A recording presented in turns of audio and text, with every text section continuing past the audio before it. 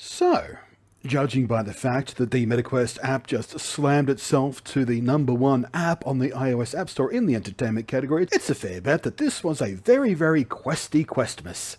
And that likely means quite a few first-time VR peeps out there. So alongside yesterday's video about handy upgrades and software, I also wanted to give you this video.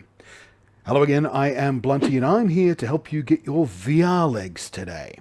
So, even if you've never been especially prone to car sickness or seasickness and the like, it's a fair chunk of first-time VR experiencers who are accompanied by at least some motion sickness. And of course it is for the same kind of reasons as the other real-world kinds of motion sickness.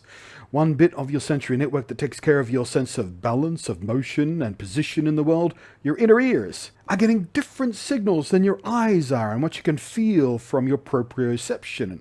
Proprioception? Never heard that word before? It's a cool one. But this mismatch can cause things like nausea or sweating or dizziness or headache or drowsiness and the like, and it's quite unpleasant, isn't it?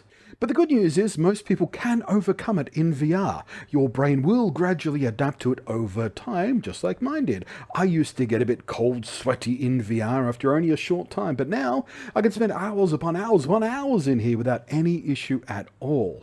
But there are some tricks and tips you can use to make it a whole lot easier along the way to building up that tolerance, and to make it more likely to keep the wibbles at bay in the meantime.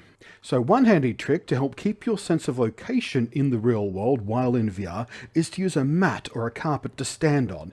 In this way, you'll be able to feel the edges of it with your feet, and you'll likely feel more confident in your movements, as you will know you've not accidentally drifted too close to a wall or a lamp or an unfortunate grandparent.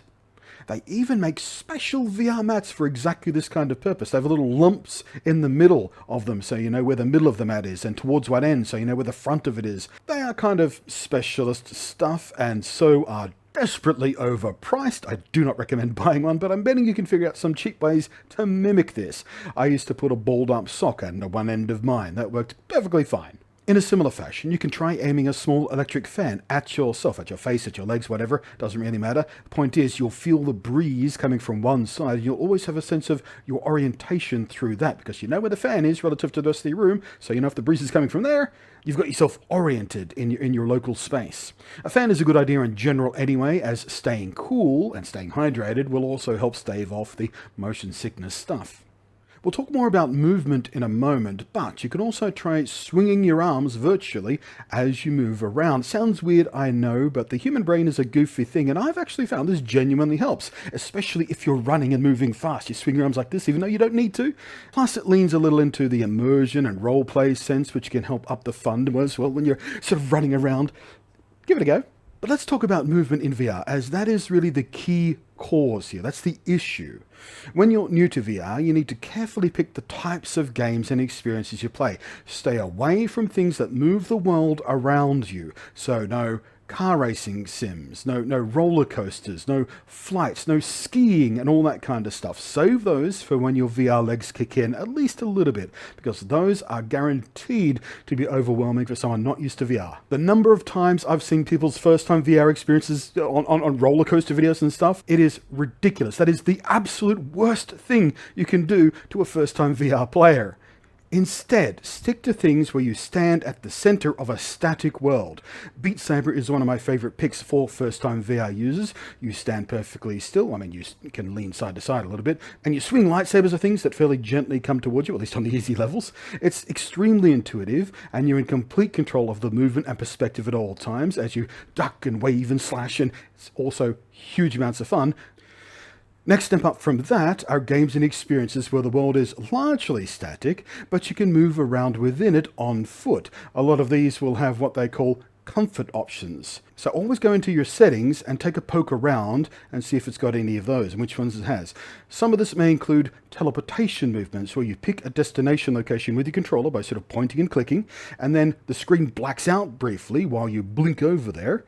Basically, you move through the world without the world visually moving around you, which can help a lot if you are sensitive to that. Other movement options include free movement, so you move through the world like you would in most video games by pushing on the left and right thumbsticks or your controllers. Use the left one to turn, the right one to go forward and back. But even if you are an experienced gamer, I would advise restrained use, if at all, of the turning on the left stick until you get used to this kind of movement. In fact, many games have a comfort setting for this too, called snap turning, where similar to teleportation, the world does not smoothly move around you. Instead, you're snapped to 45 or 90 degree turns. This can be a bit jarring at first, and I kind of hate it personally, but for many people it helps avoid motion sickness because the world doesn't slide around you, it doesn't move in motion. You can even try closing your eyes while the snap turning is taking place. Just take a slightly longer blink as it happens. It can help a lot.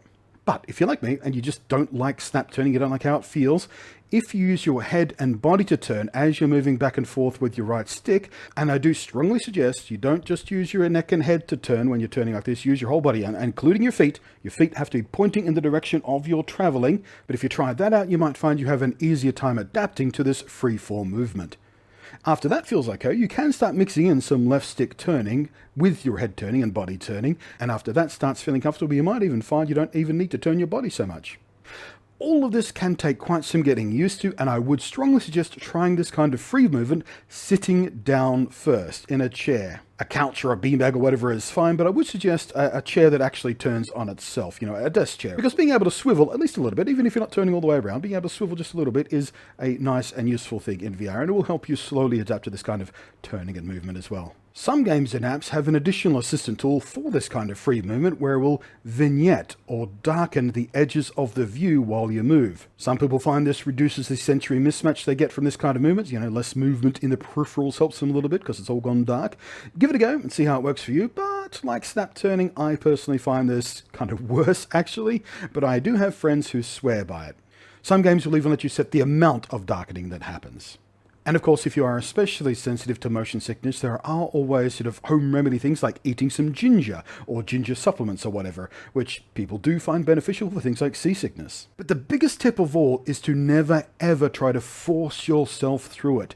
There is no other side to push through to. This isn't like running where you get a second wind or you get some sort of runner's high by pushing through the pain. If you feel a bit motion sick and you keep going in VR, you're only going to make it worse. Much worse. Trust me on this. Been there, done that. The kind of weird, gross hangover you can get from trying to persevere through it is not worth it. I've experienced it exactly twice, and I learned my lesson for all time. Just simply take a break as soon as you start feeling off. You feel a little bit sweaty, a little bit dizzy, whatever. Take the headset off, take a rest for 20 minutes, stare out a window, go for a little walk. Most people over time will start lasting longer between these breaks as you adapt to the sensory disconnect of VR. You can absolutely build a tolerance to it, an eventual basic immunity to the issue. Your brain just goes, okay, well, this is the deal with VR. I'm going to cooperate from now on. And like I said in the beginning, my earliest VR days, I lasted only about 15 to 20 minutes in many experiences. But just recently, while testing out a very large backup battery, I spent an entire 8 hours straight in VR and came out of it feeling absolutely fine. I mean, my eyes were tired because I'd be looking at screens for 8 hours straight, but that doesn't matter whether it's a VR headset or actual, regular desktop screens. Point is, I had zero motion sickness symptoms, and I used to get them quite quickly. But yeah, these days I commonly spend 2 to 4 hour long active sessions in VR very, very comfortably, on my feet, moving around, using the free movement on the sticks, all that kind of stuff. No worries at all. So just, look after yourself, pay attention to how you're feeling, take it slow, use whatever tips here will help you, and have fun. For the other VR experts who watch this out of curiosity, if I've missed something that's helped you, please leave it in the comments down below. I've got this little thing in the back of my head that's telling me I've forgotten something. I've forgotten one of the common tips, and I can't for the life of me remember what it is. So hopefully one of you have. But as far as everything else goes, that's a list of things that have helped me over time, on things I've learned the hard way that I'm hoping you don't have to learn the hard way now. So thank you very much for watching. I am Blunty. I will catch you next time. Thank you as always to the patrons scrolling up above there. And hopefully in this outro, unlike the last video, I've timed this correctly, so when I point up, the names are actually scrolling. Catch you next time.